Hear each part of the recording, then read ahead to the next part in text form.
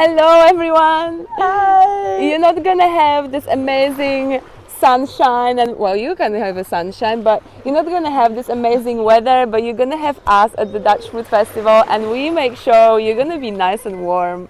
Can you tell us what fruitarian lifestyle did for you? Oh, the fruitarian lifestyle completely changed my life.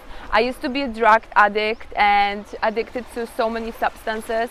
And then when I overcome my addiction, I went to overeating and binge eating and I was so sick in my body. And since I become fruitarian, I am super healthy and I'm just thriving. I used to be super tired.